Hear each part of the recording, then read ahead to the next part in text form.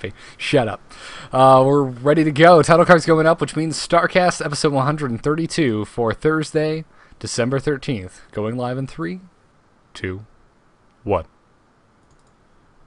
StarCast is proudly sponsored by DogHouseSystems.com. If you use the code StarCast or Biscuit at checkout, you will get double memory on your next Doghouse system. And also TweakedAudio.com. Go to TweakedAudio.com for high-performance noise-reducing earbuds. Use our code StarCast and get 30% off plus free shipping on your entire order. And finally, SC2QuoteOfTheDay.com. Daily quotes from the StarCraft 2 community. The site may suck, but the quotes are sick. And make sure to go check out their t-shirts in their new store. Once again, that's SC2QuoteOfTheDay.com, and we thank them for their support. Sponsor an episode of StarCast at thestarcast.com.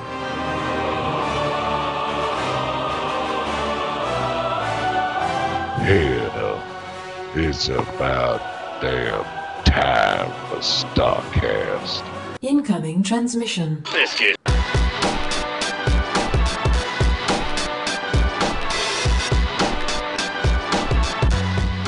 Welcome back, ladies and gentlemen, to episode 132. I screwed up the overlay because it says 131, but it's actually 132. Go me. I'm Garrett Weinzierl. With me, as always, is Kyle Ferguson. How you doing, Kyle? I'm about as confused as you are this week.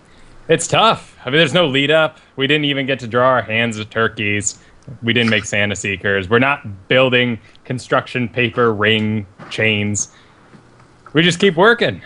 And it's tough. It's Christmas time. We need to slack off. It is. It's I'm looking forward to it, man. I really am. This Christmas break could not get here fast enough. But ladies and gentlemen, Christmas has come early because joining us today as our guest host for the entire episode, he's going to hang out and get sick of us quickly. Chris, better known to many of you as BuDDhA. Dude, welcome back. We haven't seen you in like at least 50 episodes. How are you doing? I'm doing really well, man. And you know what? Christmas has come early because my name, of course, is Chris, which is short for Christopher, which is pretty close to Christmas.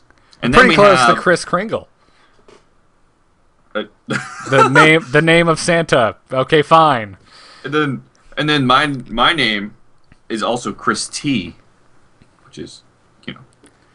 Your name is Christy? No, well, Chris, no, it's Chris. My last name is Taji, so Chris T. Yeah, T. Dot Put T. those Yeah. together. Christy. Right. Right. Well, you got Christ. It's Christy. Christmas. I don't know what I'm allowed to say. So your handle is BuDDhA and your initials spell Christ. There's a lot of religions that are going to be kind of mad at you there, BuDDhA. Mad at me? Happy. Happy. Okay, yes, because we all know how well different religions get along. Yes. He's breaching the gap, man. That's right. All right, there you go. I'm the savior for all religion. Oh, good. All right, let's get off of this topic. Yeah, this is the best beginning to a show ever. So how's everyone's week doing? Let's go around the table. How you doing, Kyle? Oh, man. Too much real life for me. I'm going to leave it at that. But I need to get like a haircut and crap. I mean, you got to take an hour out of your weekend or your day to get your darn dead skin cells removed. It's stupid. Now, correct me if I'm wrong. I haven't seen you or your girlfriend Kristen in a while. Is your hair longer than Kristen's now? Because I know she has like a short bob.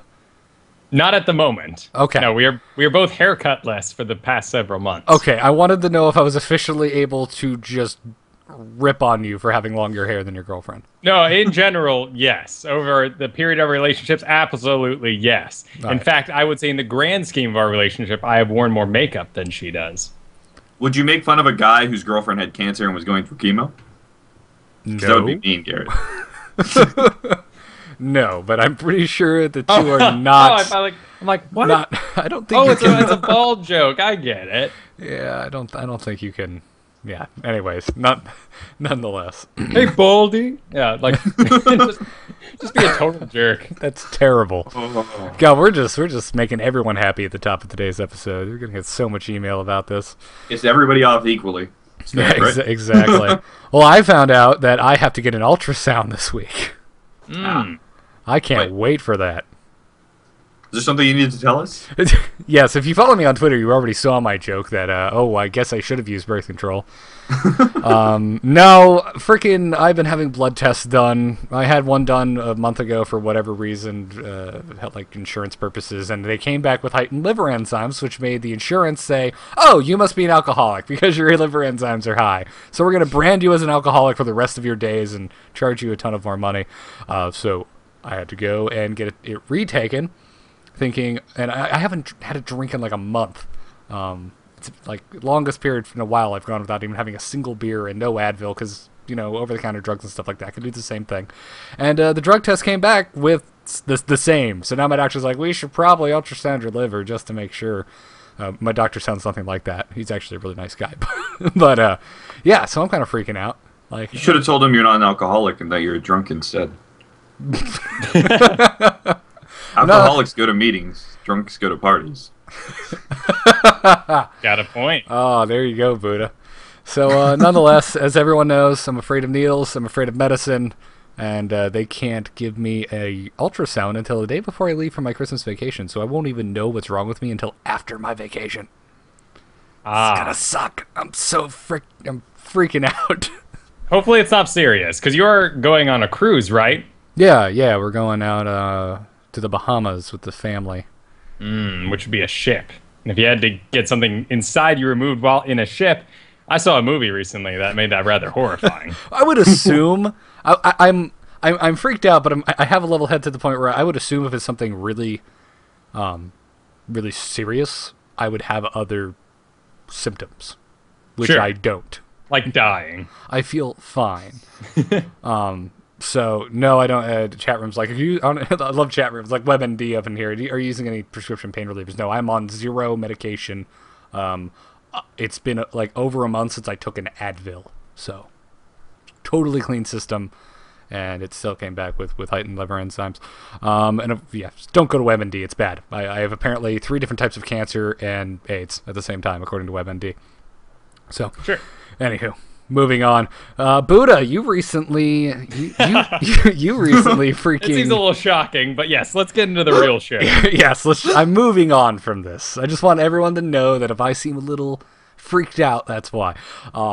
Anyways, BuDDhA, you're our guest. Let's talk about you for a bit instead of Garrett's drinking problems that I don't have.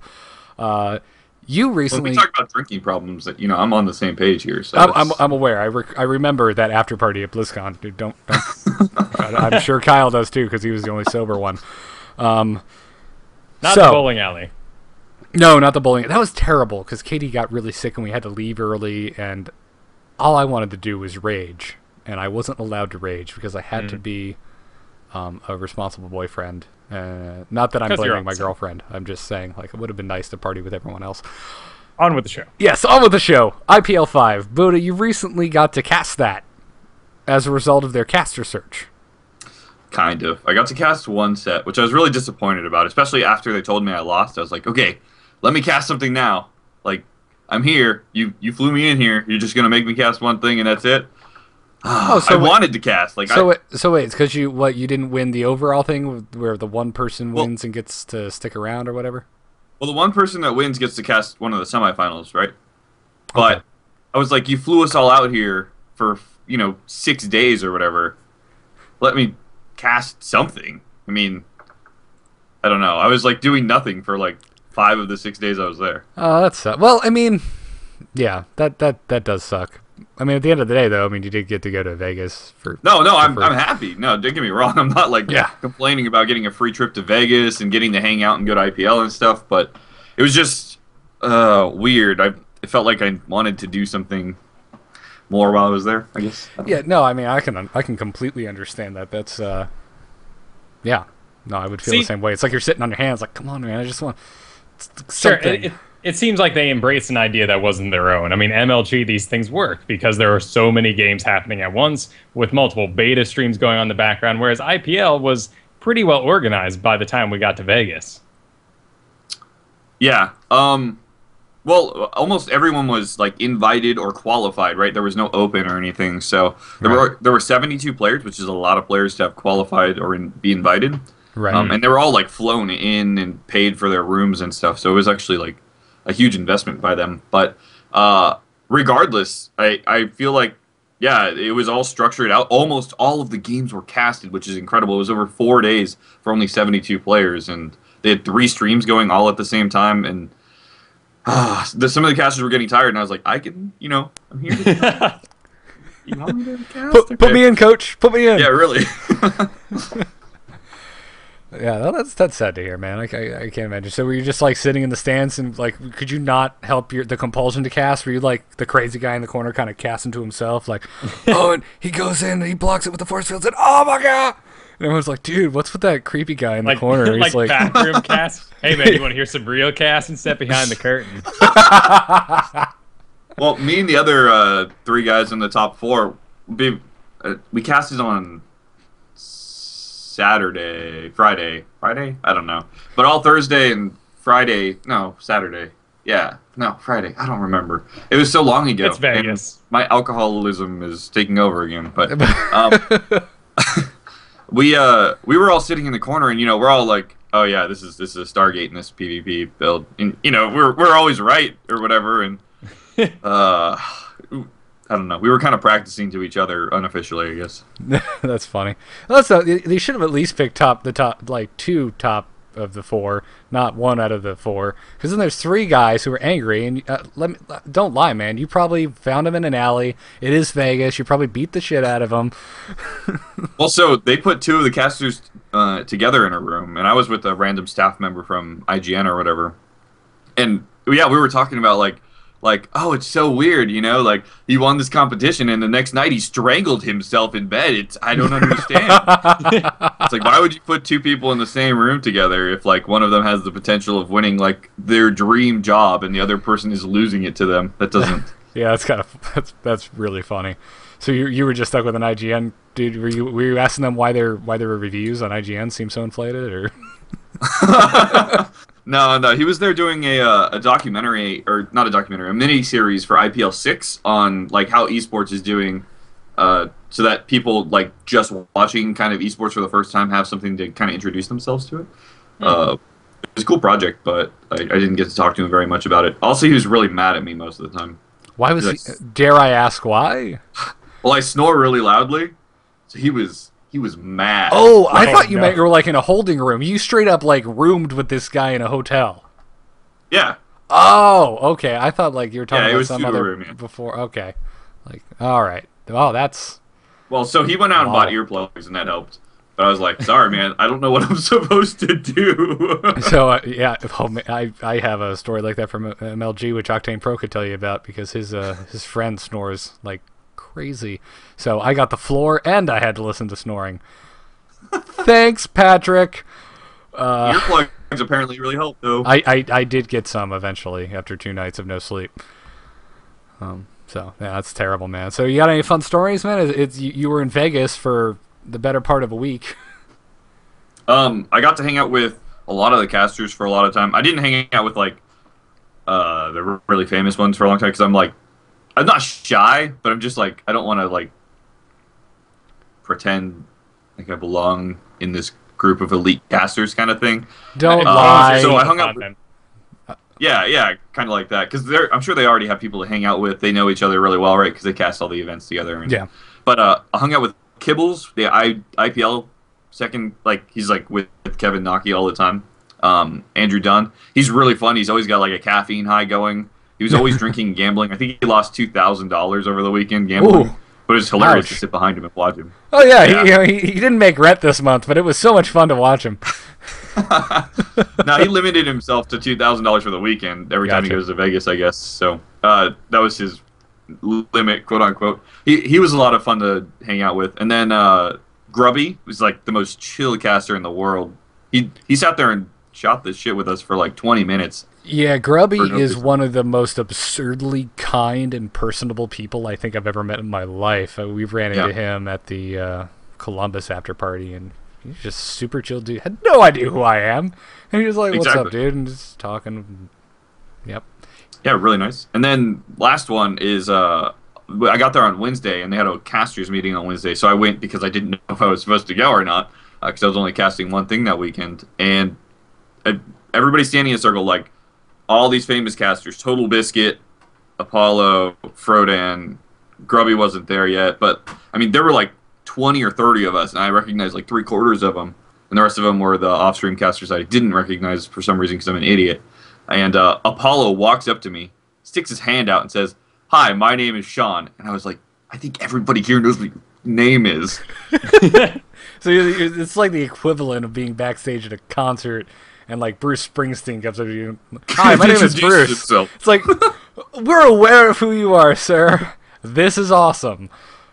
And I was now kind I'm of speechless though. It was weird walking around with them. Yeah, that's funny. That's a good story. Oh, cool, man. Any cool parties? Did you do any gambling yourself? Well, I have no money, so no, I didn't gamble at all. Doesn't mean you can't go find the off-strip casino with like the $5 poker room. Actually, that's not true. I played slots. I threw $40 down on slots, and I was down to like my last $2 on penny slots. Slots aren't gambling; they're pushing buttons. I was doing terribly, and then all of a sudden I like hit something, and it gave me like 10,000 credits, and I was like, "Oh, cool! I won like $10." And I looked up, I was like, "Oh no, that's $100." Oh, nice! So I bought a GSL hoodie with that money. Oh, that's badass. I had a similar thing happen a year ago now, when I was over in Pompano, Florida for Thanksgiving. We went to a Hard Rock casino, and I was just like, "Oh, I'll sit down for the slots for a little bit." Won $200 and started my new computer fund with it. So yeah, it's fun stuff. So you're walking around IPO 5. Clearly, GSL had imposed their production upon everyone. Mm-hmm. What was that? Was it busy in the background? Were there any upset IPL staff? Were they cool with this? What was the general feel? With GOM? Yeah, with GOM TV being there, with IPL going on at the same time. Well, actually, GOM was running all the production for IPL. Yeah. So there wasn't like any overlap or whatever. GOM was just sitting in the back corner. There were like 20 computers lined up, like 10 and 10, and they ran everything. They ran the cameras, all the transitions, all the overlays and stuff. And so there was no like IPL guy with their clipboard saying what? Like GOM just had it controlled. It was done. For the most part, I mean, yeah, they just put people in and they ran to the translator and was like, "These are people that are in," and they set up all the overlays and stuff. And Legend and oh god, I feel like a terrible person now for forgetting. Heaven, Legend and Heaven were doing all the observing the entire weekend. Like, it was just GOM doing production all the time for StarCraft. Heaven Legend is a great band name, by the way. So this is like I wish this played out like a scene in a cheesy movie. Like IPL's doing the production, then GOM TV just walks in. We're in control of this now. A couple guys in suits with briefcases. We're taking this over. It was really sick though. Like when we were there the first day, and they did the whole Street Fighter scene for picking the players out or whatever. Did you see that?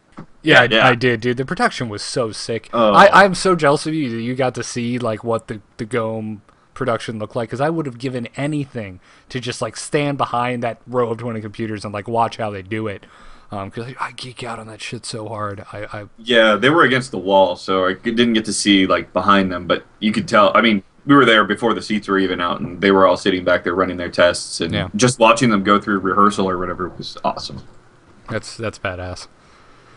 Oh, very freaking cool, dude. So were you stoked to? Well, this is, I guess, the second. Well, no, you snuck into BlizzCon the second day, right? I didn't sneak in. I got a ticket. You took someone else's ticket. Okay. And pretended to be them on day 2, correct? One of my friends was a really terrible person and went to BlizzCon because she just wanted to see the Foo Fighters. Who? All right. They're a good band. They're a very good band. But that is an expensive effing concert. Like, really expensive. So one of her friends bailed, and she was like, "Oh, I'll sell you the ticket for what it costs." And I was like, "Yeah, I don't have any money." So she was like, "Okay, well, I'm going to try to sell it to someone else." I was like, "That's cool. If you find someone, that's fine. If not, let me know." I got a call at like 6 a.m. the next morning saying, "All right, I'll sell it to you for $20." I was like, "Yes!" Damn. I'm jealous. Greatest. That's great. So this was your first time seeing a GSL Finals then, because the GSL Finals at BlizzCon was night 1. So this was your first time seeing a GSL Finals in person. Yes. Yeah, because BlizzCon, what you snuck into was the Blizzard finals. Yes. Yeah. Sorry, I'm having a hard time remembering all the events. Because Yeah, Anaheim, they've had like random like GSTL finals or something, right? Yes. Yeah, Yeah. I believe the GSTL finals were at Anaheim. Yeah, they were. Okay. Yeah. Okay. All right then. Yes, you're right. So yeah, that must have been freaking cool. Granted, it was ZVZ, but Yeah, I was kind of disappointed that it was going to be ZVZ because there were Terrans in the semis, right? yeah, Yeah, it was Terran and Protoss, right? But the ZVZs were actually really good. I was pleasantly surprised. They were exciting for Zerg versus Zerg, yes. yeah, exactly. It was just that whole weekend though was just it's like, oh, GSL finals ZVZ. Oh, look, the IPO finals are ZVZ, and it was just this ongoing thing. But you know, whatever. I mean, we just came off of the BWC where we had a Protoss win, so that was switching it up. We almost had 4 Korean Protosses in the semifinals. Like, all 4 were almost Korean Protosses, except Hero lost to someone. So he damn. didn't get... Yeah. Well, holy crap. Well, Hero, whatever. He just won an ASL. He's fine. He's absolutely fine. Spoiler alert if you haven't watched the NASL finals yet. Freaking awesome, dude. Sounds like you had a great time. So what now? I mean, that was the biggest event you've casted, right? Yeah, I casted on the off stream for Lone Star Clash, but that was from home. So yeah, by far. I was really excited to do it. I'm hoping that I got my name out there a little bit more. So I don't know. I'm kind of still casting stuff, still kind of sitting on my haunches, waiting for another opportunity, and yeah, we'll see. Well, in the meantime, you're doing the Masters King of the Hills every other Wednesday on this stream right here, right? Mm-hmm. Cool. Those are fun. For some reason, we're not hitting the viewer numbers that we want to hit, but yeah, not sure why. We get really good games. I mean, well, I know. It was last night, and last night Day 9 had a tournament going at the exact same time. Yeah, he was laddering in Heart of the Swarm, so Day 9 steals all the viewers from 7 p.m. Pacific to whatever. Yeah, that's why originally when we were starting This Week in Blizz, we're like, well, maybe we'll do a late night Sunday. Oh, wait. Day 9 daily. No, not worth it. Yeah. So we would be better off recording at like 3 a.m. We would probably get more viewers. That's probably true.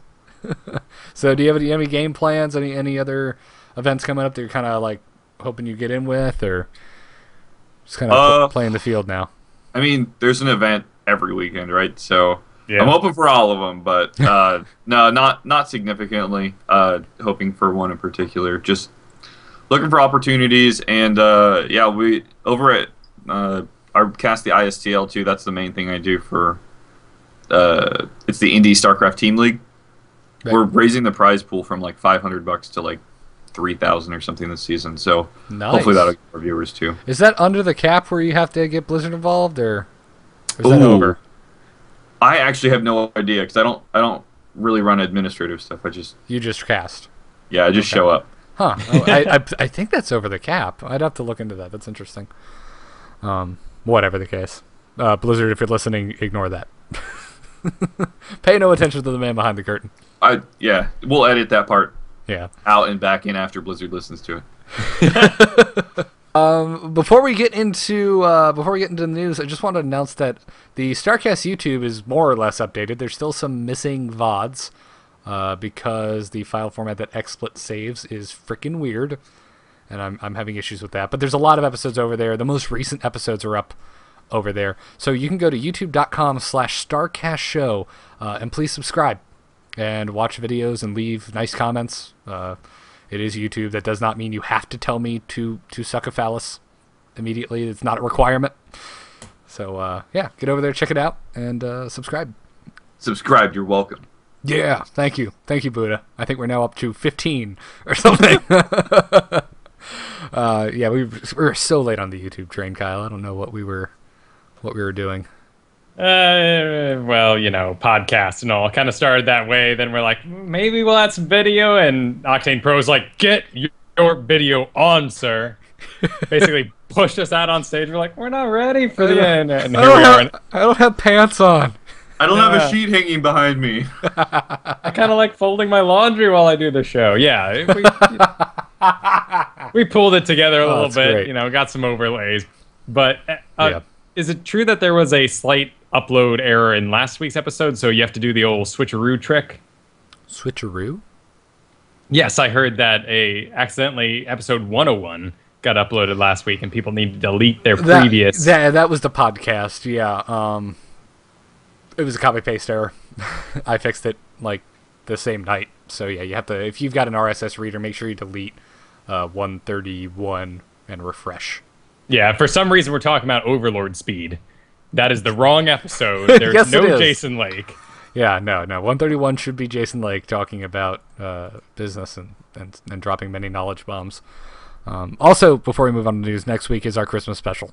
So make sure you tune in for that because it is an all-call-in episode. My Skype info, that's right, I'm saying it on air, is Gare_W, Gare_W. You don't need to friend me, you don't need to send a request. Just call in during the live show and talk about whatever you want. This could go south really fast. It can't go south with alcohol involved. Yes, it can. It absolutely can. That is the most untrue statement I think ever said on this show. Well, you can just re-record the show when you're sober and never ever air what aired on the live show to anyone else. That is a possibility, but I'm leaving a couple days after, so that's probably not going to happen. That makes it sound like to the podcast listeners that there's some sort of listening to some mystical clean version of the show. Yes. When really much doesn't happen. No, we really don't edit much at all, and especially if it's a guest that's the one like swearing, cussing the paint off the walls. Like, Oh, that's all on that. we're not gonna edit them. I'm not gonna, Sure. it's how they are. I'm not gonna edit their personality. If I knew that. You're not famous enough. TT. I'm messing Yet. with you. And neither are Kyle and I. That's why Kyle and I get edited.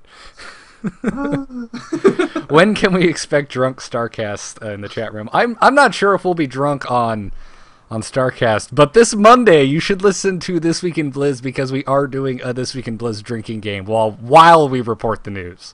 So it should be interesting.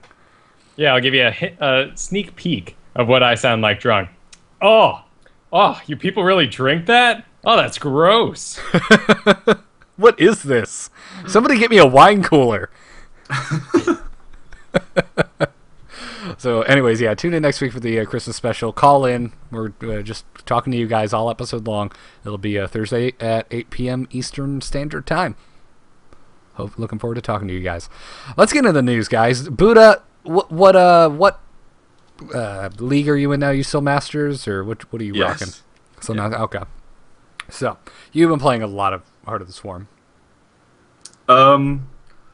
When it's not broken. When it's yes, Sure. admittedly, it's been a little hard to play a lot of Heart of the Swarm lately.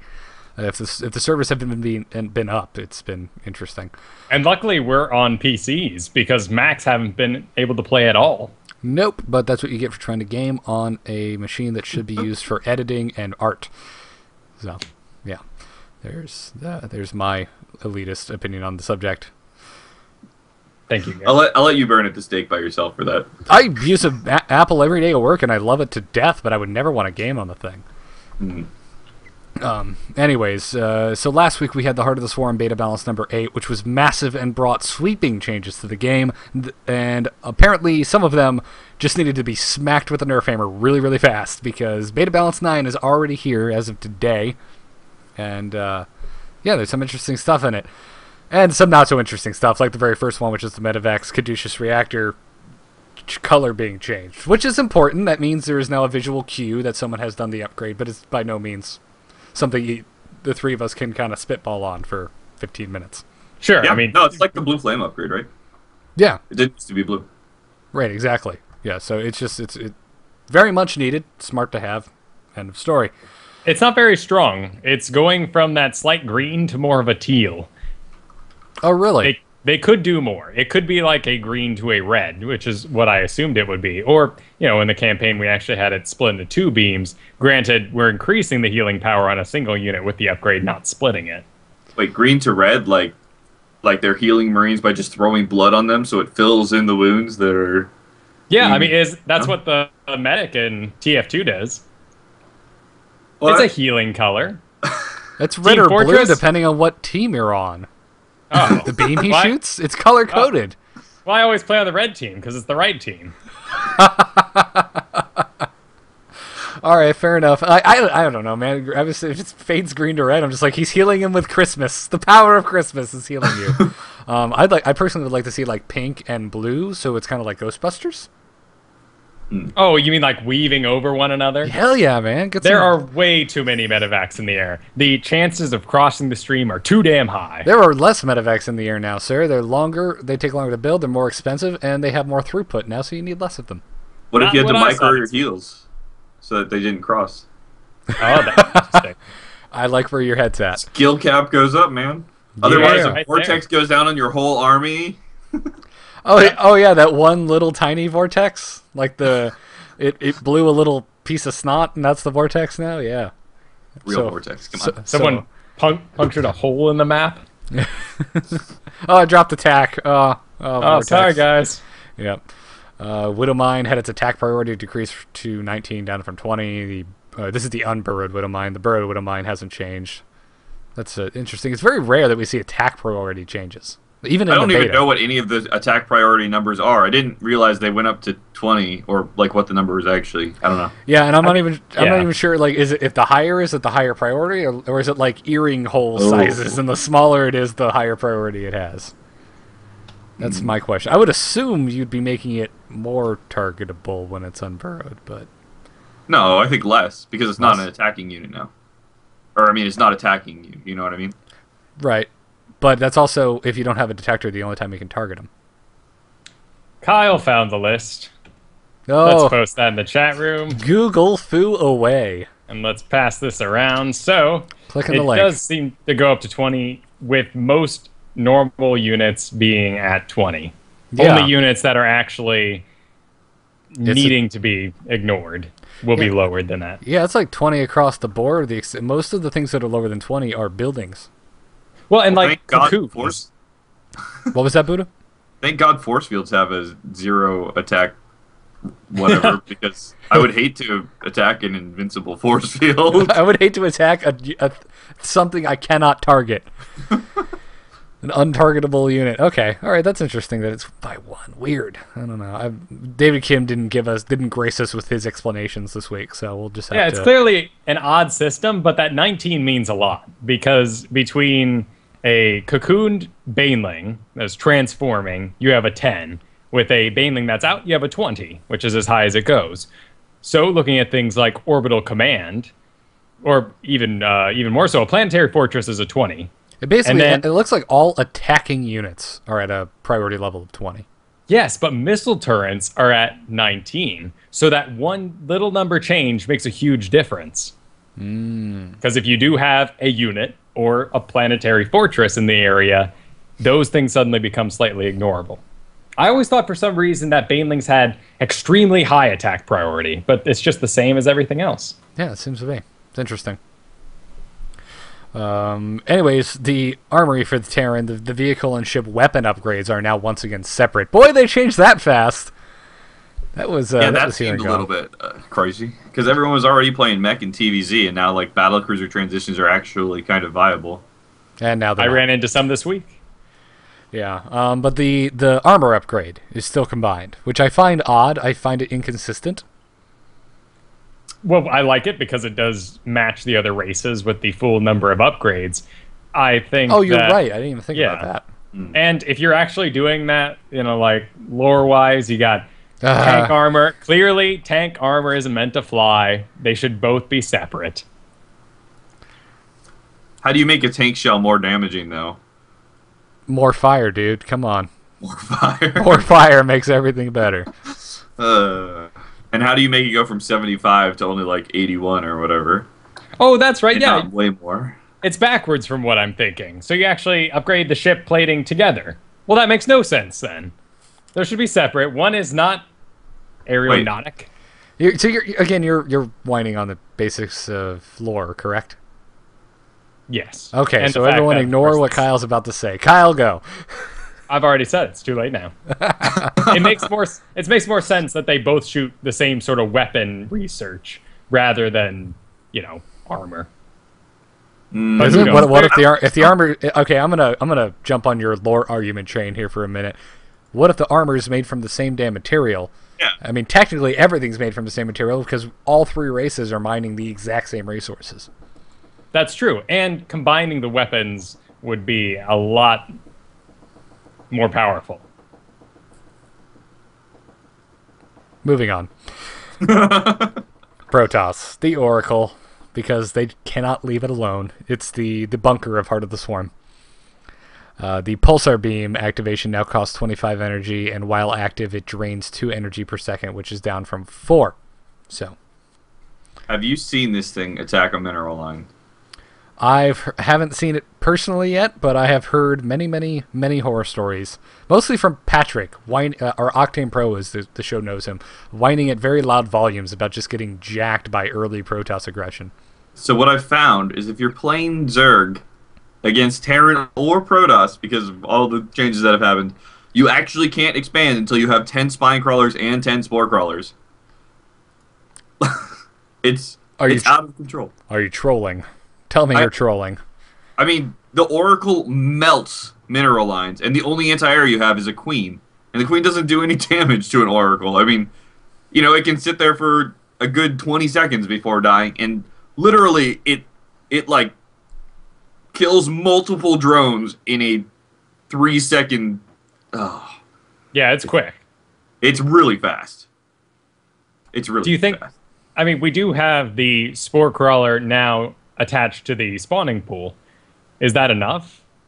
Or is it just, I mean, they're quick it still. It helps, but it's still 125 minerals, and one doesn't cover your whole mineral line. And you have to make one for each base, or multiple. That sounds awful. It's pretty bad. And now it costs less energy to use. Not quite as bad as Reapers regenerating with Reaper speed already upgraded for them because they increased Reaper speed, and Medevac or Hellbat drops or whatever. Oh my! I don't know what to do as Zerg, or when I play Zerg anymore in Heart of the Swarm. I just stop picking random. Do you think Blizzard just like they're just like why in God's name do we decide to make a competitive RTS? Because it's gotta be a bitch to freaking balance. I mean, look at the Heart of the Swarm beta so far. The wild changes we have from week to week. A, in balance from Blizzard, and B, in play styles by the people testing it. Well, and also just squeezing more math into the system. I mean, you have really cool, delicate things like a Zergling not dying to a single fungal because it happens to regenerate 1 health over the course of that. Now they're going to mess with those numbers or change any of that. It must be quite the headache, quite the graph of Post-it notes upon the wall. I hope that's how they do it at Blizzard. They've just got yarn and Post-its on a cork board. And like a cardboard bed beneath it where they sleep when they fall down exhausted at the end of the day. Nice. Yeah, so I don't know. So I don't know. How have you felt about it as like an overarching kind of progress, BuDDhA? Like, do you think they're heading in the right direction? I mean, it's definitely better than like the first month.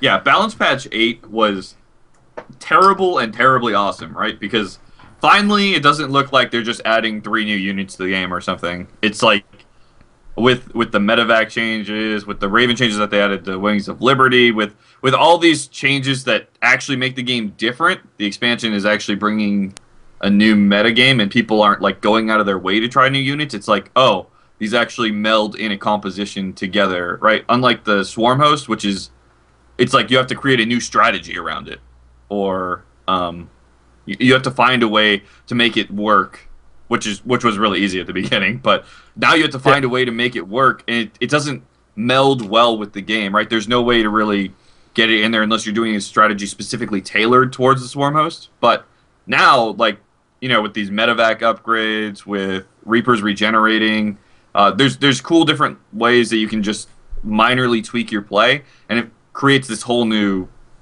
I don't know, different way to play it, I guess. I think it's really good that they're doing a lot of stuff.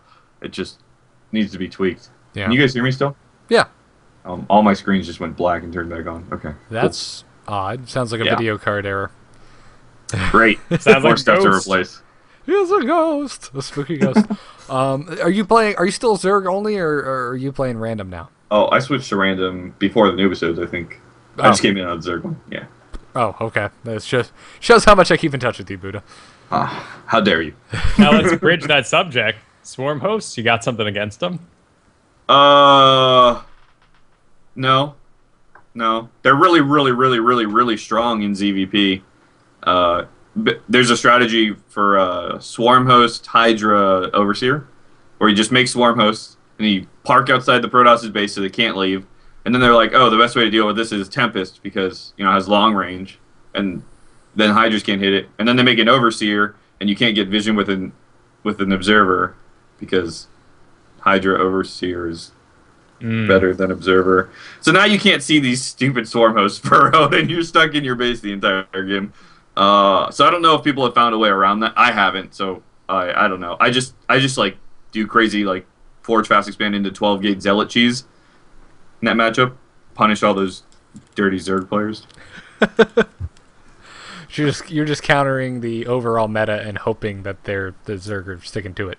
Yeah, and there's two different ways to play Heart of the Swarm too, right? There's the people that just got it that are like, oh, I'm gonna try the new units, and they do stupid stuff to try the new units.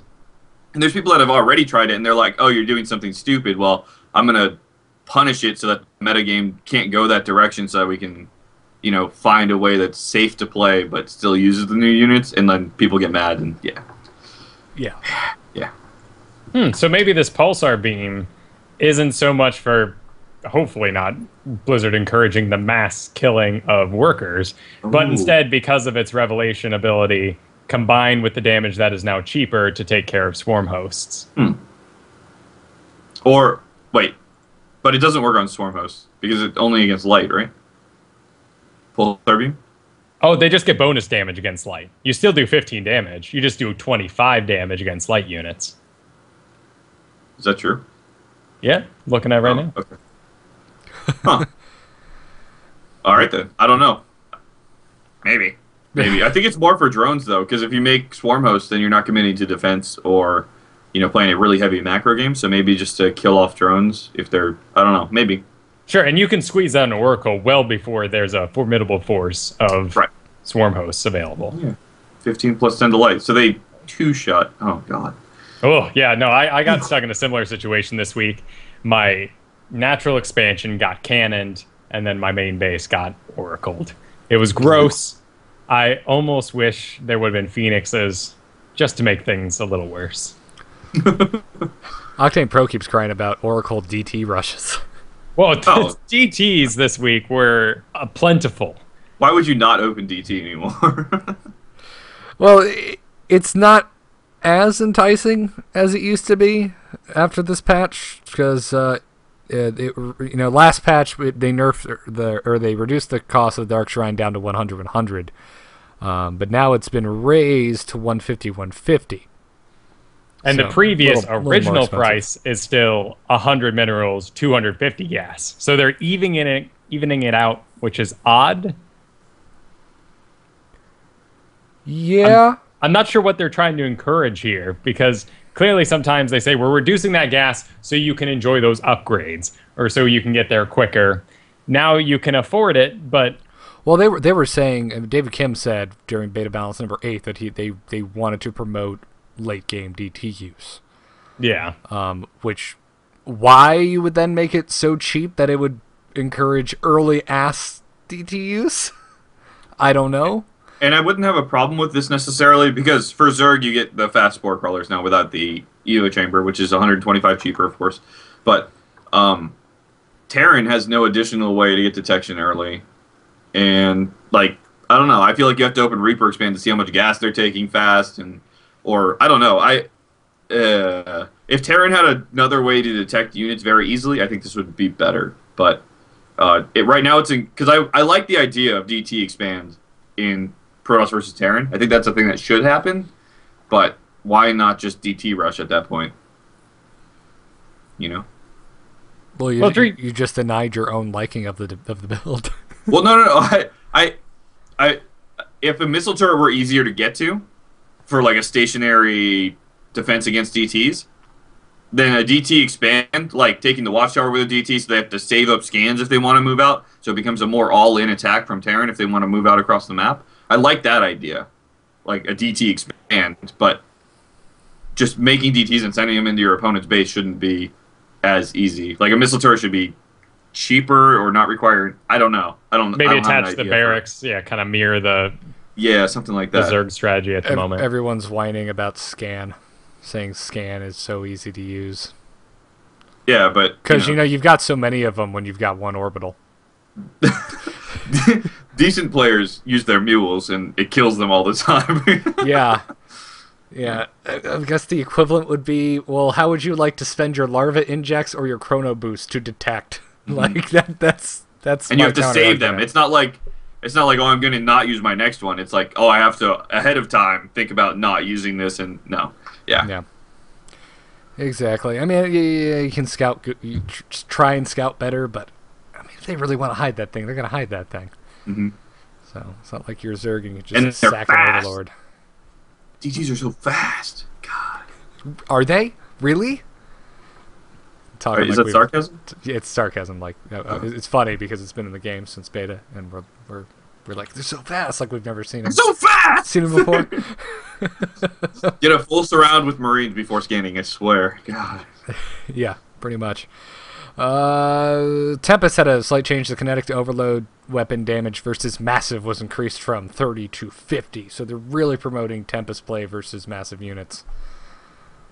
How much health does the Broodlord have? What was that, BuDDhA?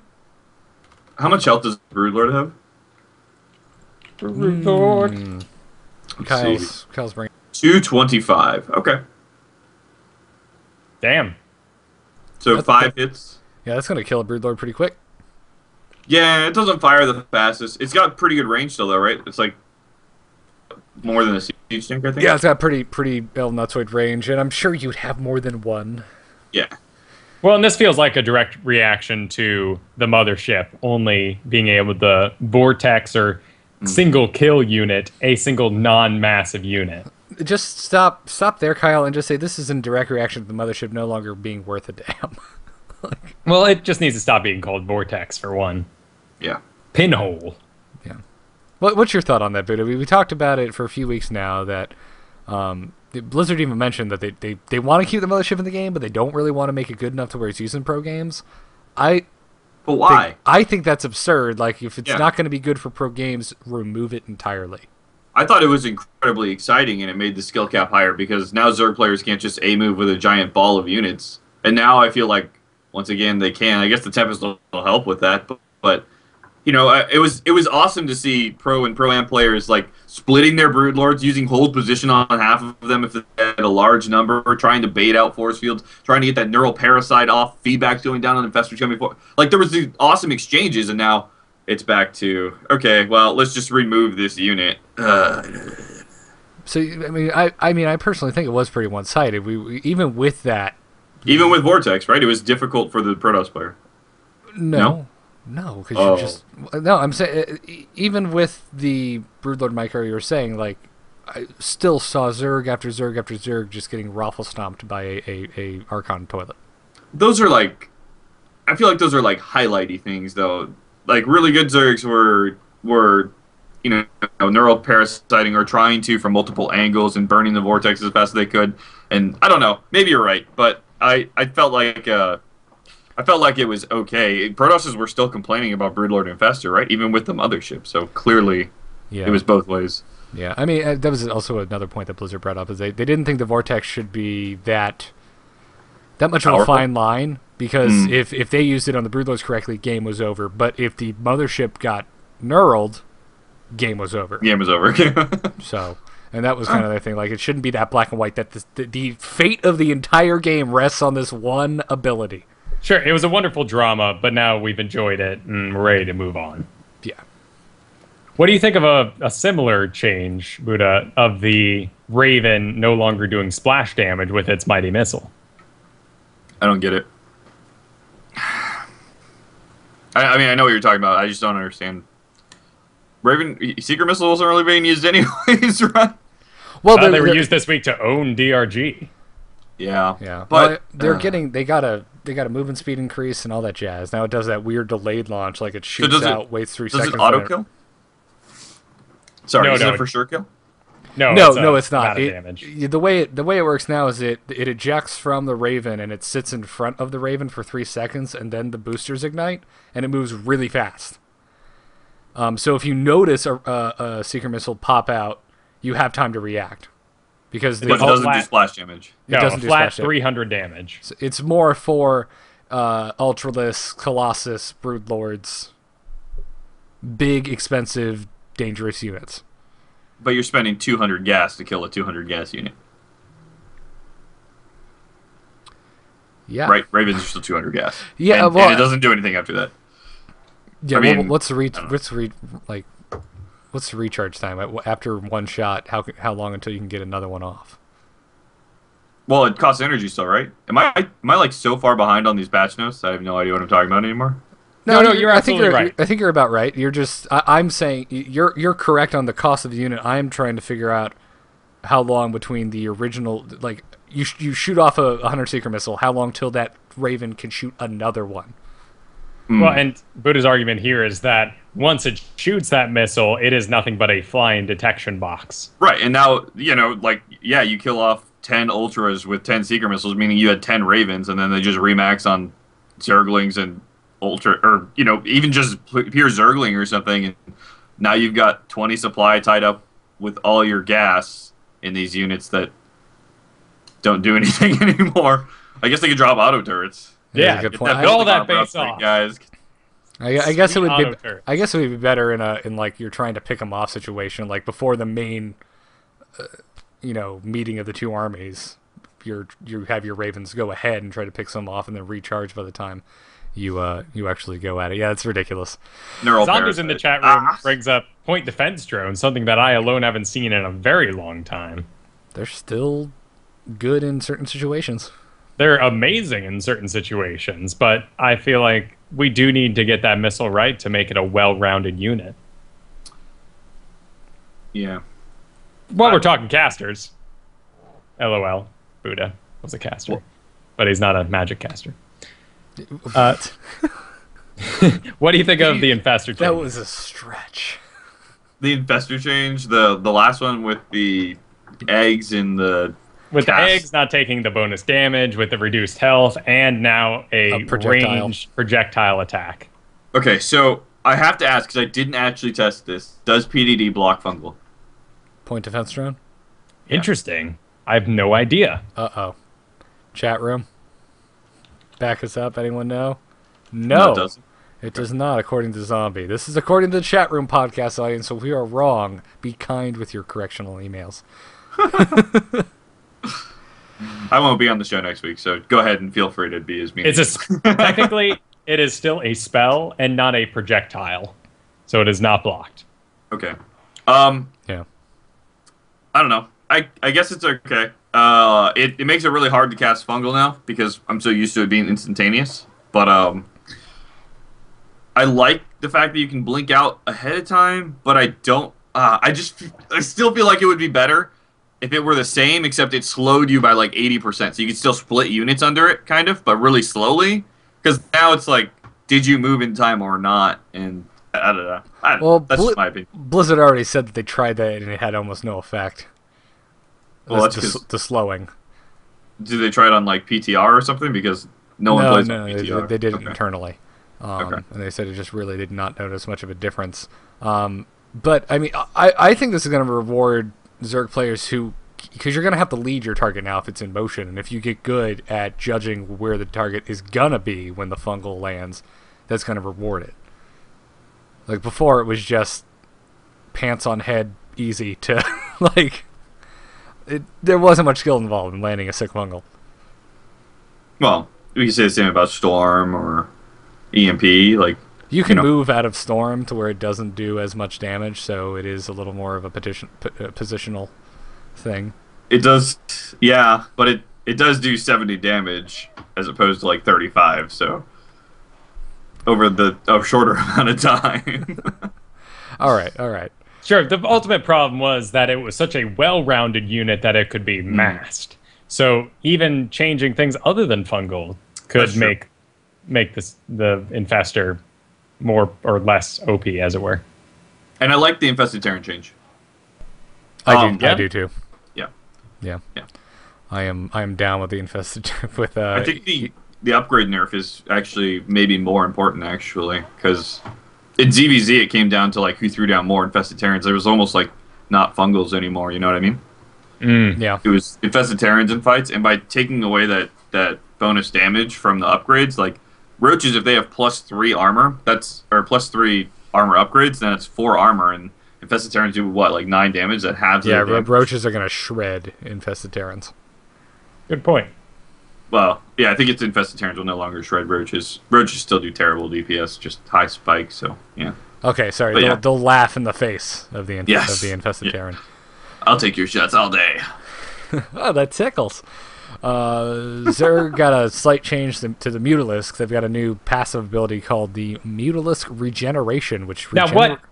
Seriously, Blizzard, Catalyst, Ultra Drivers, Spork. Like we couldn't name this like health dispensing Glandmatron. Glandmatron. Just seems lame. All right. Anyway, yeah, their health regeneration rate is now increased from the base 0.2734 to 1. To base 1. So that's a big increase in health regeneration. It really is. Yeah. 4 times what it originally was. That's the 4 times is, the number that we got to look at. Like that's huge. That's nuts. And take this with the combat drugs for the Reaper, that gives it a whopping 2 health regeneration on the Reaper, and now all of a sudden 1 on a Mutalisk. It seems like the Mutalisk gets the better deal here after all the excitement of a regenerating Reaper. Yeah. Well, granted, the Mutalisk, you get it later in the game, more expensive, but yeah, it can fly over anything. So, and on top of that, this is health regeneration, not health regeneration out of combat. Yes, yeah, it does that's take the 10 other thing, seconds for the Reaper to like chill out before he finally takes some drugs. Well, it's like the Predator. He's got to open up that arm thing and take out the needle and stick it in himself and scream in the jungle and freak out Arnold Schwarzenegger. And you're like, there it is. I know where the Reapers are hiding. That'd be great. Help me find them. Kill me now. So it's going to be, ZVP is going to be Mutalisk versus Oracle Phoenix. Yep. Sounds pretty much. Slow exciting. the Mutalisks in a giant ball and fly your Phoenixes around them in circles. I mean, And then fungal the Phoenixes. Did you get in Mutalisk versus Phoenix fights this past week? Because it was rough. That bonus 1 damage they got was incredibly strong for Protoss. Yeah, I stopped making mutas against Protoss. Storm is too good. Well, this is clearly very strong in situations where you have a large group of mutas and no splash damage. With a Thor, it's still an extremely powerful buff because while it's going to do damage to all of them, they will all wait an equal amount of time, 1 health they lose per second, and just hang out, and then be right on back in your base. Yeah, mutas are no longer useless after they get hit by a Thor once. Sorry. Yeah. And plus now Thor, you might even. I mean, I guess it depends on the game. Never mind. I was thinking because the Thors have the 2 modes now, and if you catch if you're going with mutas when the Thor is in the wrong mode, but that would mean you would have to have like Brood Lords or something that would make them be in the other mode. Yeah, you're like bringing one in, like switch out. Which one's it gonna be? There'll be a new term called like Thor dancing or something. But this is very much like the DT change. This was made so that people would make late game mutas and they would actually be viable. Because right now, you hang out with mutas for a bit, they're your good buddy, but then you pass them off for something more valuable, your richer friends, people who know people better, like Brood Lords, hanging out. You think your boy DRG's having like a silent party with this change, Kyle? Boy, I hope so. Or like he's in his closet with candles on, like, please go to the live game, please. Yeah. They're faster too now, so yeah, I don't know. Muta's definitely going to see a resurgence in HOTS, but we'll see how big it is and for how long it lasts, right? Yeah. Sorry, I just noticed that we have a guest star on the show tonight. Hi, Bailey. What's up? Oh, Waiting for mommy? That's our Chihuahua. He's a Gross. pathetic excuse for a pet. I guess before we move on, any closing thoughts on the current state of the Heart of Swarm balance? Is this me? Speak now or forever hold your... Either of you. Or me. I'm glad they're making changes on a grand scale and not a small scale. It's looking... The future's looking bright. And interesting. I'd like to have Suppy back on and get his opinion on this, because remember, he was the one who was on. It was like, stop nerfing everything, make everything ridiculous, and then scale back a little bit. And that's what I feel like they did with balance number 8. It's just what the crap. It looked like you went in and read one of those like the wish list from the random newbie on the forums. Like, this is what's gonna fix StarCraft. Let's add a caduceus reactor to a medevac and give him a speed boost. That'll never happen. You crazy asshole. Go back to the Bronze League. What are you talking about? Well, and then sure enough, it was like, oh, Battle.net forums, you're gonna run away. Well, Blizzard said fine, and like threw their bag out the door, and everyone's like, but Dad, no, I wasn't going out. No, you go. There's $20 in your bag. Enjoy the new upgrades. Get a job. Yeah. So before we do move on, BuDDhA, what are your thoughts on the new Void Ray with the ability that now transforms it into the bonus armor dealing damage for 20 seconds? I guess it's better. Higher skill cap. That's my only opinion. I haven't run into it in a situation where I'm like, this feels imbalanced, but we don't see Void Rays very often in mass, so maybe it'll help with that, you know how people go Void Ray sometimes in PvZ late game instead of like Carrier or something like that to deal with Broodlords and stuff. Maybe it'll help a lot with that because Corruptors are armored and Broodlords are armored. Wait, is it massive or armored? It is armored. Oh, so yeah, buildings as well. Yeah, so that could help a lot. It's not an upgrade, right? It's just a just sitting on them. Yep. A click. Yeah, so I don't know. We might see Stargate Void Ray openings again, since we've only seen Phoenix openings, but I don't know. I have no idea. It's going to be awesome. I'm excited for HOTS tournaments. Yeah. Speaking of which... Is there a HOTS tournament going on? Yeah, this Saturday. Oh. On your channel. Oh, badass. Oh, this is the CVO tournament. Yeah. For whatever reason, I thought that was Wings of Liberty. No, they're having a HOTS show match, like inter-team HOTS show match. So that should be fun. I mean... That's badass. What time is that going on? 5 Pacific, 8 Eastern on Saturday, I think. Yes, that would be correct. So 8 p.m. Eastern this Saturday. Awesome. Mm-hmm. I am not going to be here. That kind of sucks. I mean, I'm excited I'm going to a concert, but I wish I could catch that. Tune in for that, everyone. amove.tv this Saturday at 8 p.m. Very cool. And you're hosting that, if I'm mistaken. I'm not hosting it. I'm just one of the casters. It's me, Internet Dave, and Viper, I think. So yeah, nice. Should be fun. Nice. Internet Dave, you better call into the Christmas show. I haven't talked to you in a while. No. Moving on, in completely unrelated, this not balanced at all. Blizzard is releasing their Star Tools, it's a suite of plugins for 3ds Max, and this is a closed beta test that they're going to be starting up very soon. Probably have no idea what I'm talking about unless you went to art school. Or have friends who you've at least heard modeling. of 3D Studio Max. Okay, that's where people make like Skyrim items or something. Yeah. So 3ds Max is the 3D program that Blizzard uses to make games. Basically, like the 3D objects in games. So what they were doing is they're releasing their tool sets, what they use to make stuff for StarCraft.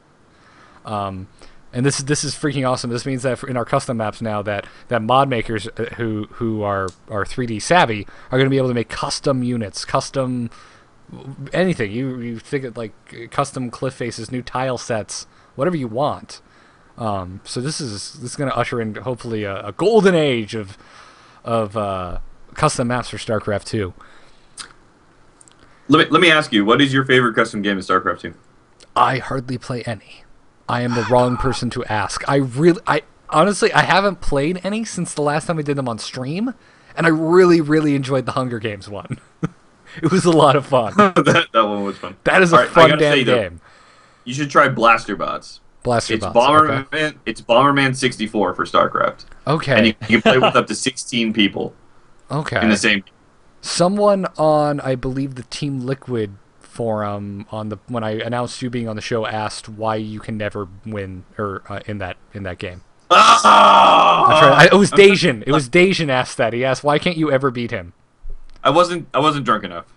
Oh, okay. I don't know about you, but after 3 beers is my cutoff for playing even halfway decent StarCraft. And as you know, I'm pretty awful when I'm sober.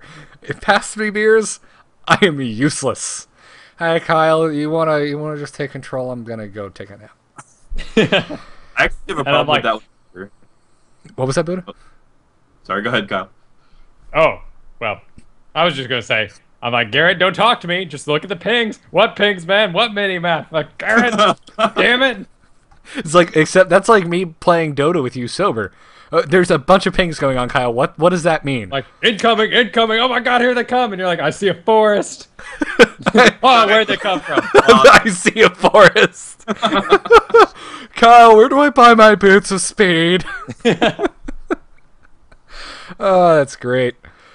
Anyway, so yeah, if you have 3ds Max, if you're into modeling or animation or texturing or any of that jazz, go to the link in our show notes or just go to starcraft2.com and post in this forum post, because that's where they're pulling people from to be invited into this beta test. And I want you all to go do this, because I don't know jack about 3D, and I want this out sooner because it's going to be really freaking exciting. Not to mention with custom art and this kind of work being put into the game, that's the kind of stuff you sell at a store. At a store that Blizzard talked about a while ago, about custom maps. A store Blizzard talked about before the game was released, and we still don't have. Yeah. I have a question, actually, because I just remembered this right now, and this was over a year ago that we were talking about this, but when is Blizzard Dota coming out? It's no longer called that, sir. They'll get sued by Valve. Okay, when is Blizzard's version of Dota coming out? Blizzard All-Stars? Well, as you know, it is being... We played it at BlizzCon, remember? Yeah. I played it at BlizzCon the year before we played it at the other BlizzCon. As you know, BuDDhA and Kyle, it's being made by this company named Blizzard. And when a game is made by this company named Blizzard, they come out when they feel like it. And we don't get a release date until 3 months before the game is actually coming out. If that. Sometimes 2 months. So that's this case, 4 months. That's when it's coming out. They've got like one guy working on this entire game by himself. He's sitting there doing all the models. He always agrees with himself. I guarantee you it is a tiny freaking team, whoever it is. Yeah, for sure. I think they missed the boat, man. I mean, LoL is already huge. Dota 2 is already a very strong contender for the throne. Do you think they have a chance? Kyle, you're the biggest MOBA fan here. Do you think they even have a chance to have some land grab? My guess is that they are working right now so hard to make it original and far removed from those, because they already said they were taking away things like last hitting. Gold is going to be distributed evenly throughout the team, even if you get the last kill on the hero. Oh, so it's like Dota 2, but it's like the communist version. Yes. Okay. All right. I think you just found a new name. Communist Dota. Blizzard commies. Dota, Red State. Like, I don't know. Easy mode, or it won't be extreme, like stupified MOBA, because they're going to make it their own. They're going to make it original somehow. Well, and even you were saying you don't play custom games anymore. I don't play custom games anymore, really. Like, who plays custom games anymore? Well, I'm a bad example. I'm a bad example because I barely played them to begin with. Yeah, I don't know. It might be fun. Yeah, like Greyfire is saying in the chat, like for people that don't play MOBAs or whatever at first, and that might get them into the MOBA scene. But I can't see this being blowing up or anything, because I don't think enough people play Blizzard Customs. I don't even know if a game will fill up in like a day. You know what I mean? Well, it Maybe, will. like, They said But Originally, they said it was going to be a free-to-play game, and with all those World of Warcraft characters and as well as Diablo characters, you're going to have enough crossover to fill up some games. Oh, I can't wait to play it. I'm not saying, I'm not like taking a dump on it saying I'm never going to play this game. I can't wait for this to come out. I'm really stoked, but I'm just looking at it like in the bigger picture. Or is that even, do they even care? Is that their goal? I mean, I would imagine it was back when they started developing it and they saw the excitement of the MOBA community kind of building, but I don't know, man. I mean, Kyle, maybe it's hard to with as little information as we have on the changes that they made. It's kind of hard to. I wouldn't be surprised if they were extremely shocked by what they heard last year, which is basically, this is awesome, we want it even better. And they're like, well, what? Wait, well, like we were just doing something for fun, so everyone could like tramp us around as Arthas for like 30 minutes and play a competitive game. But you guys want like the characters talking to each other and the items to be like actual balanced items. And what's your problem, guys? We're just making something for fun. I doubt they're going to aim for it to be any sort of esport. At this point, if it's taking this long, that's the only thing I can imagine. But again, it's Blizzard. I don't know. Diablo's not competitive, yet we still don't have PvP in that game.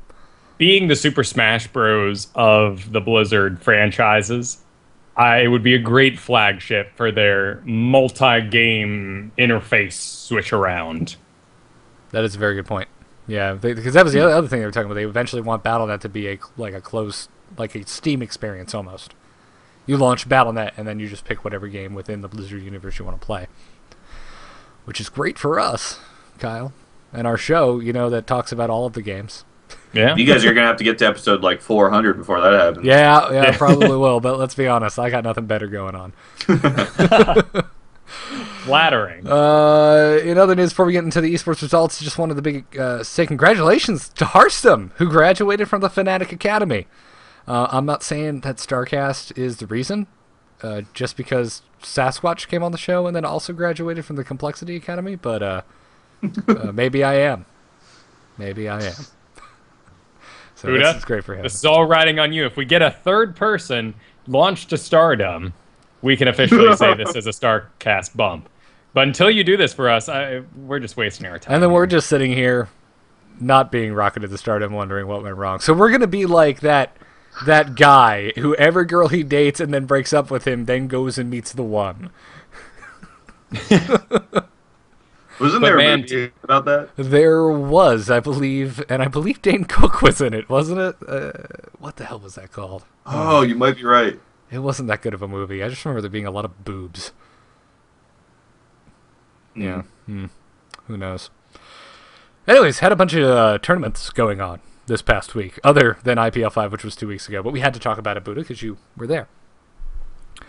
We had GSL Season 5 still going on, Code A anyway. Obviously, yeah, Code S is over, but this was an epic week for Code A. Holy freaking crap. First off, I'm so stoked. MVP is back in Code S, which means he has won the Nestea Award. He's the second player now to make it into Code S 10 seasons in a row. Pretty, really cool.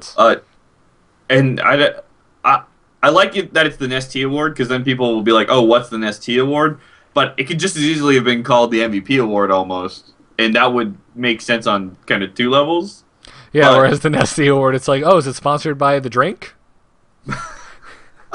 That's true, but now people will be like, why is it called the Nestea Award if they don't know, right? Whereas if it's the MVP Award, they'll be like, oh, because MVP means most valuable player. But well, F those nerds, man. If they don't know who Nestea is, get out of here.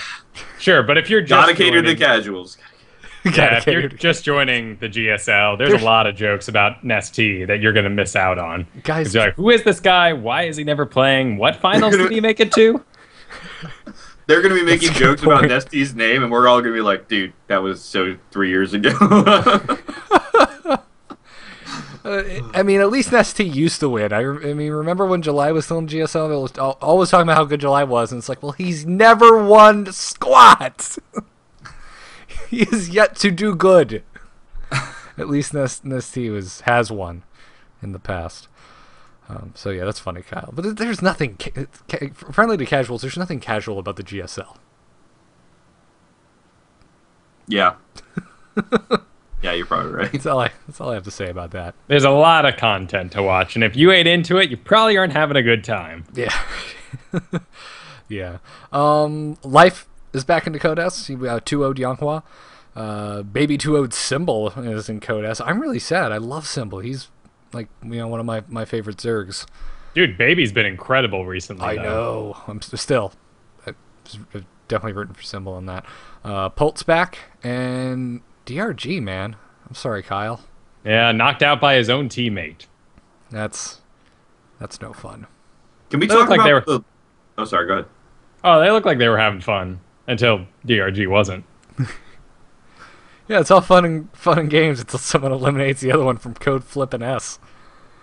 Can we talk about the 10th Code A matches? Like, did you guys watch them I mean, the the first half was like, I don't know. It was good, right? Bomber, Gumiho, 4B. I call him 4B, Quad B. Monday's games, I think. Yeah, I think it was Sunday for us. Monday's game is in Korea. Or like, Right. I guess it was Monday morning for us. Right, yeah. Really early Monday morning. Yeah, Lucira, Jaedong, Nesty, MVP, Baby, and Flash. Like, that's Code A. Yeah. What? What is this world we're living in? And then Jaedong got eliminated, right? I think so. Yeah, I think he's in Code B again. So Jaedong, and so those names in there, and then some of them freaking not even making it into Code S. This is the curse. Well, this is ridiculous. Is there any Brood War playing Zergs that embrace the heavy infestor play? To as heavy of a degree as new players do. Because that's what dominated last season, and this is basically all the old favorites. Now, when you say Brood War, do you mean specifically Kespa players? No, not people who remained in Brood War, but general people who practice in Brood War, who still kind of have that mindset as this is how the game is played. I mean, Infestor's pretty unorthodox when you get into what Brood War had to offer. That's a good point. I honestly, I couldn't say. I'm sure there were some wacky, like, Mass Queen, maybe, not like, Mass Brood. What, were those Broodlings? Oh, there was a Brood War Zerg who went 6 queens in ZVZ. I forgot who it was. But, I can't remember. But, like, that's idea. as massive as you got.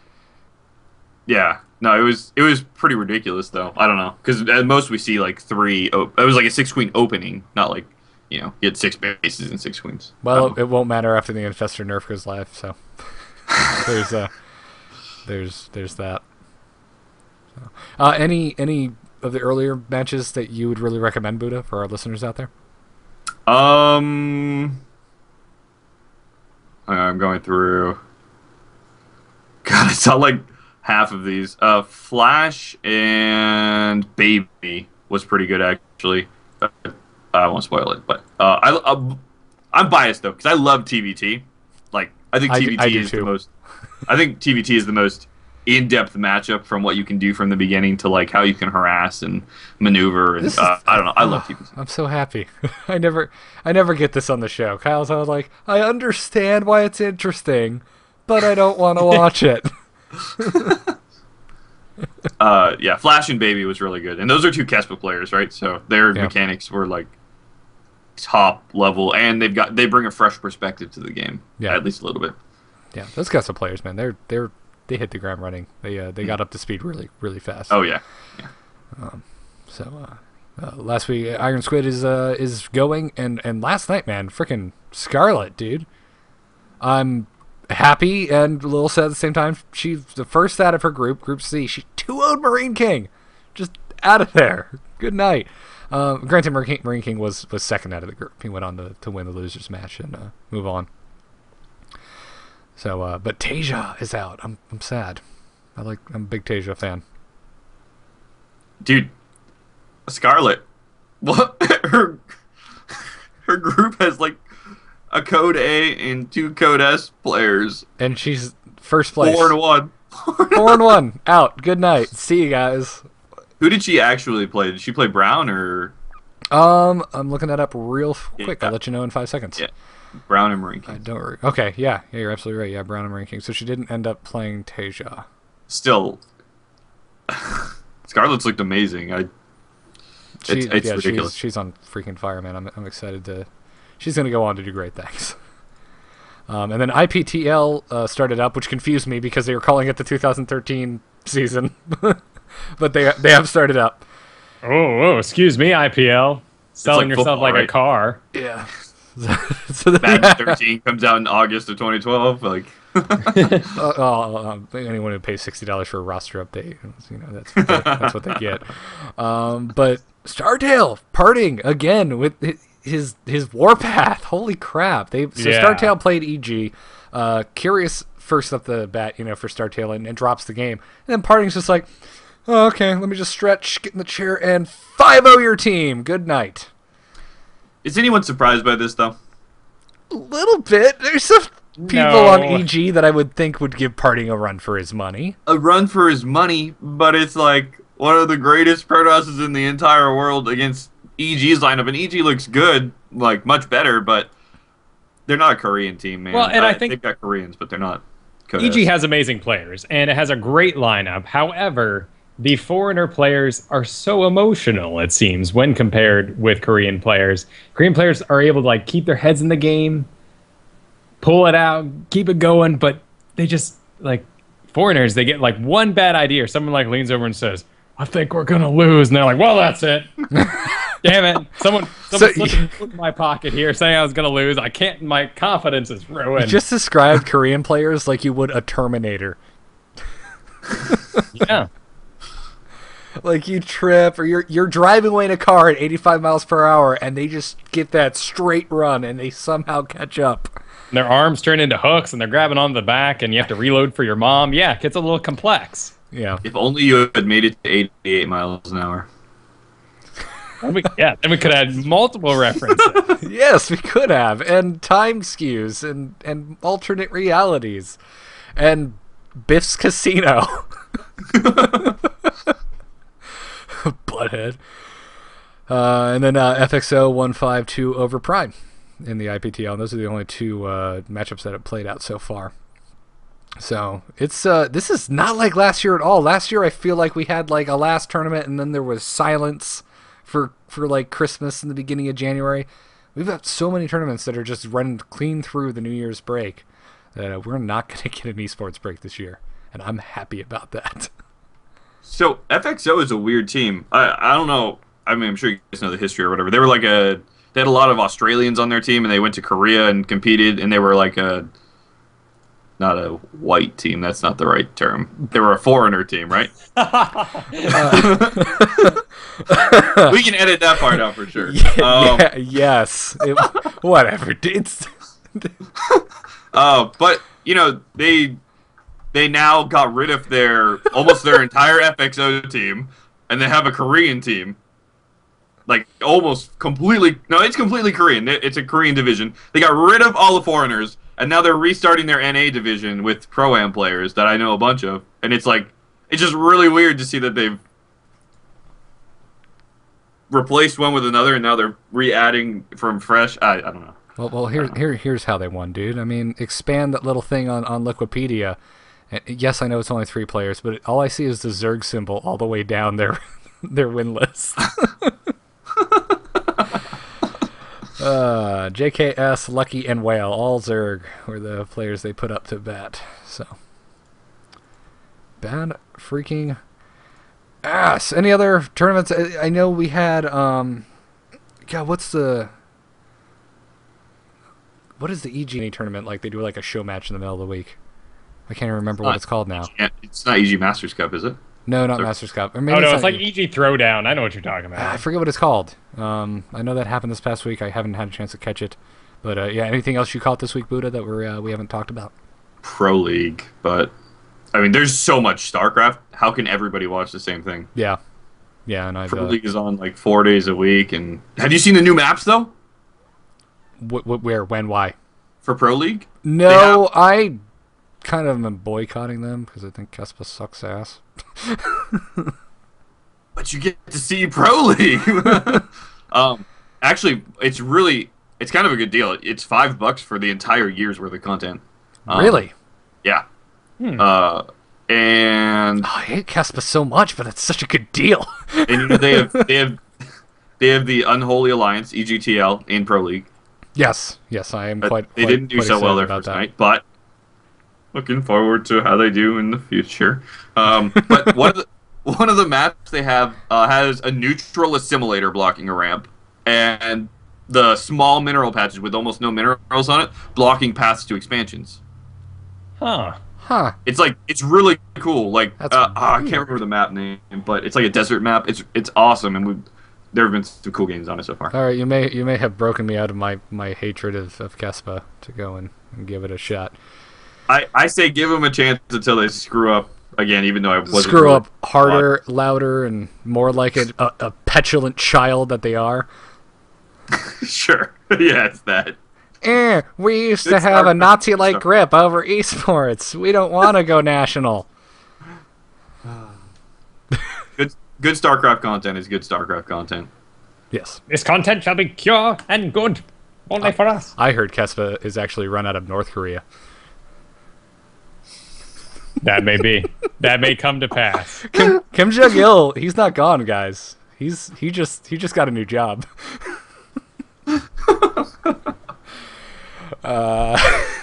So there's a. What do you guys that. think that we're gonna have a GSL final before the end of the year on the 22nd even? That's how fast we're screaming towards the final here. Wait, what? What? What are you talking about? Season 6 hasn't even started yet. Are you talking about a Code A final? What are you saying? GSL Grand Finals right here. GSTL? 22nd. GSL Grand Finals. Grand Finals. Linky. Yeah, send me a link. Okay, is this just Well, like... it's on the schedule.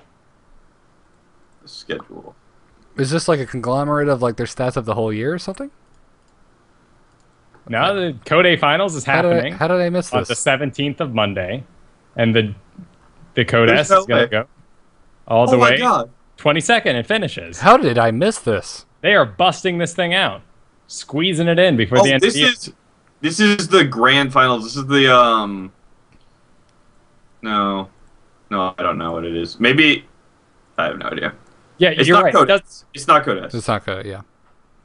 Oh, it's the GSL Tour Grand Finals, which I Yeah. guess is something else altogether. I think Kinda they're like- doing it by GSL points. Okay, So kind of like when they did the King of Kongs at the end of last year. This is like a mini tournament. Yeah, so like 1 and 2 are seeded into the round of 4, and then 3 through 6 have to play wild card matches, I guess. How do we not know who's in it yet, though? Oh, whoa! Nope, the 18th GSL Grand Finals Group B Part 1. What? Why are there Oh. only Protosses and Zergs in these groups? Yeah, what is this? Got Sniper versus Life, Rain versus Violet. Oh, these are the same players over and over again. Yeah, it is. That's why. Okay. That's odd. God, Well, I guess I should have help asked, me.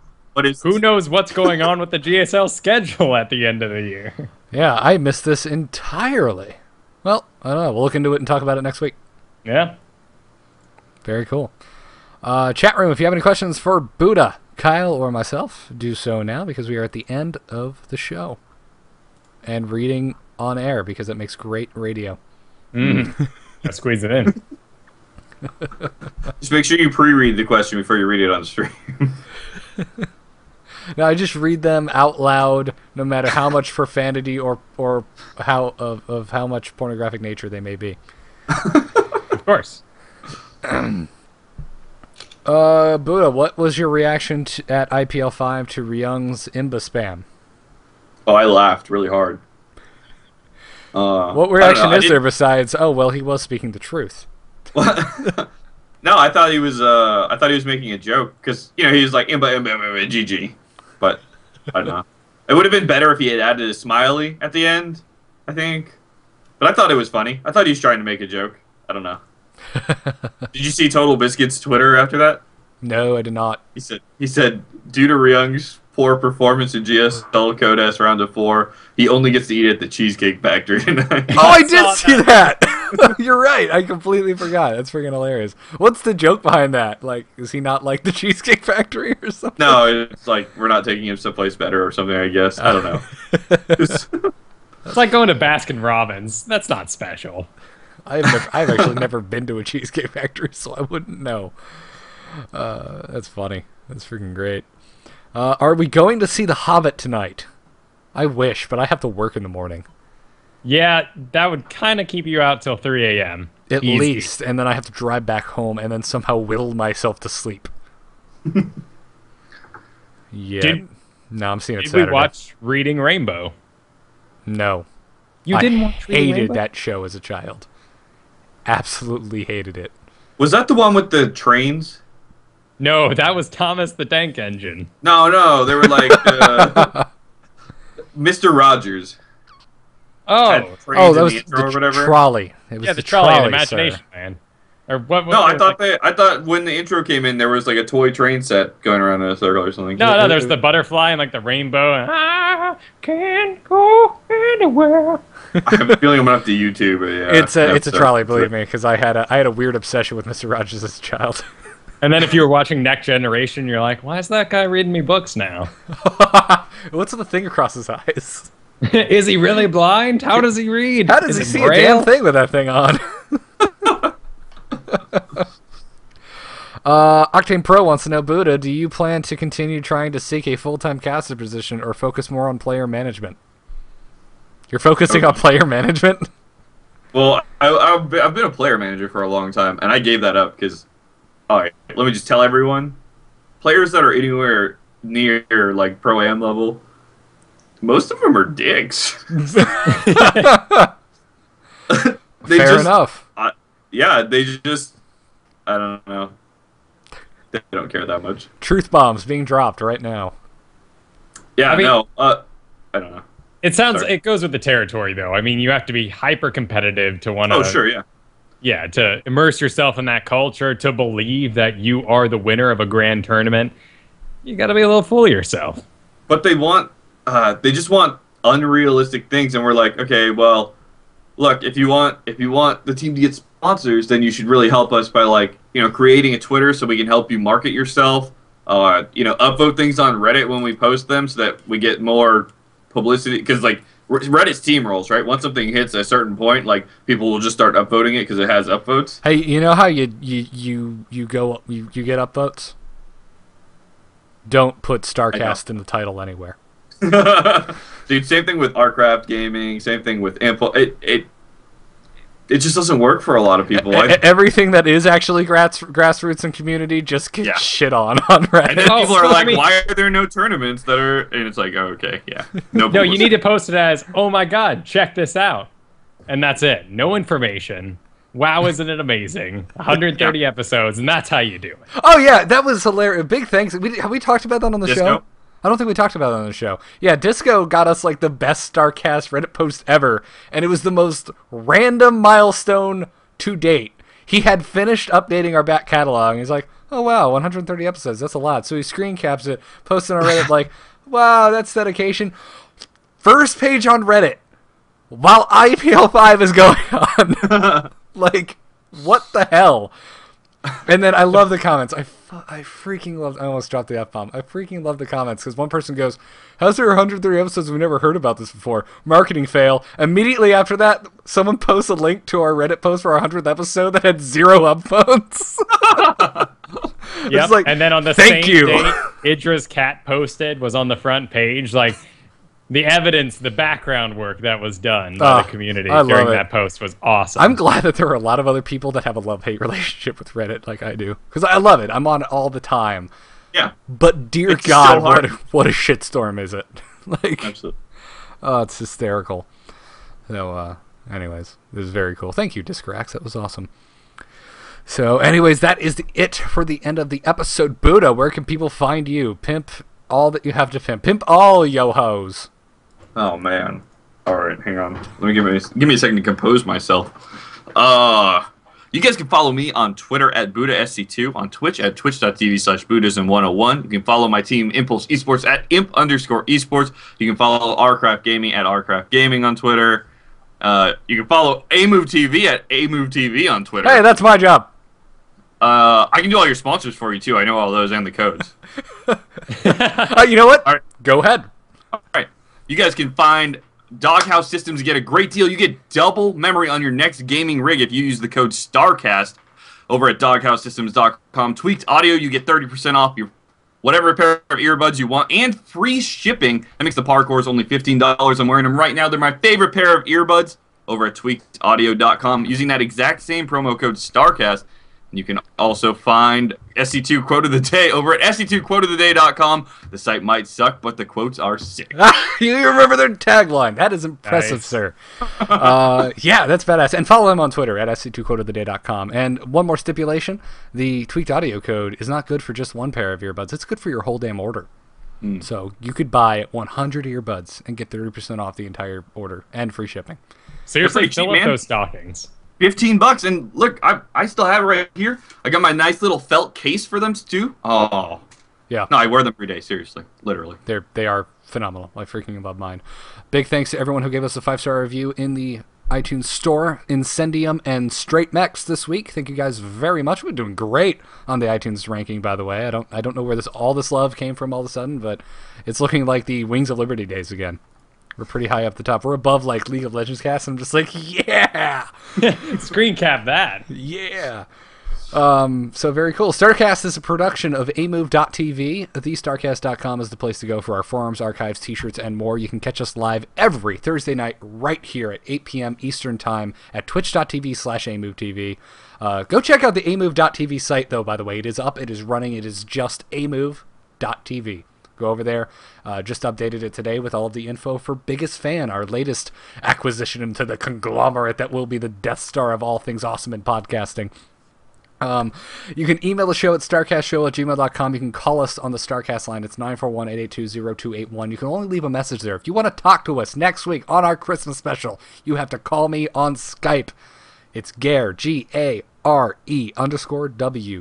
Don't bother requesting. Just call in during the live show. We'll take your call. There is a minimum blood alcohol level of 0.1. No, there is not. I will be enjoying some eggnog though, but no, by no means. No, Monday is the drinking game. Thursday is just the party. It's a big call-in and party with StarCast. You can follow us on Twitter at the StarCast. You can follow me at Garrett Art, and you can follow Kyle at Kyle Ferguson. Big thanks to our production crew, Octane Pro and Captain Noobing. Tune in to amove.tv every other Wednesday. We just had one yesterday. There'll be another one in 2 weeks, I believe. Actually, I should probably confirm that since it's so close to Christmas. Anyways, that is for the Arcraft Gaming's Masters King of the Hill tournament with prizes, usually from one of our 3 awesome sponsors this month. It is SC2 Quotes t-shirts, so tune in or sign up if you're Masters League and you think you can throw down with the best of them and win yourself a shirt. Check out Kyle and I's other show, This Week in Blizz, if you enjoy Diablo, World of Warcraft, and StarCraft. And Kyle, where can people find you? You can find me at Biggest Fan Podcast, where we follow the fad that's driving you mad. And this past week, I was driven mad by Santa, and it was a hilarious episode. Check it out on the live feed. It is there on Wednesdays at 7 p.m. Eastern. You can check out the VOD for it on the live feed here as well. Sadly, the first couple minutes, we were informed by a listener that I had the gain way too high, so just skip past those first 5 minutes. It's fixed. It sounds great. It's awesome. It was a hilarious episode. Santa made for great content. And this next week we're doing Tolkien. I can't believe we haven't done him. It's one of those things, we haven't done Star Trek either. It's amazing we haven't done it, but we saved it for The Hobbit. Did you realize on your overlay I used the Lord of the Rings font for your name? Oh, really? Yes. Is that a thing? It's a thing. Lord of the Rings font? Sweet. I'm It's like down for it. yeah, it's like a Tolkien. It's like the font that they use on the maps and stuff in the movie. Ah, there and back again. A Hobbit's Tale. And because I know absolutely nothing about Brockett, I just used the cool-looking font for his name. Well, that was an awesome overlay you did for the show. It looks great when it's up there live, as well as check me out Tuesday nights on this very stream, streaming some fun games. This past week, I played Star Fox on the stream for everyone. Beat the hard mode, went in there, killed Andros Brain. Had a good time. Oh, God, I played that game so many times as a child. Well, younger child. Anyways, yeah, you could have tuned in last week and seen me raid. I didn't stream this past week, and we're taking a 3-week break, so I'm not streaming a raid anytime soon. So there's that. And BuDDhA already pimped our sponsor, so that does it for episode 132, regardless of what this overlay says, because they still haven't fixed it. Thank you guys very much for tuning in. We'll see you next week for our last episode of 2012. See you then. Take care.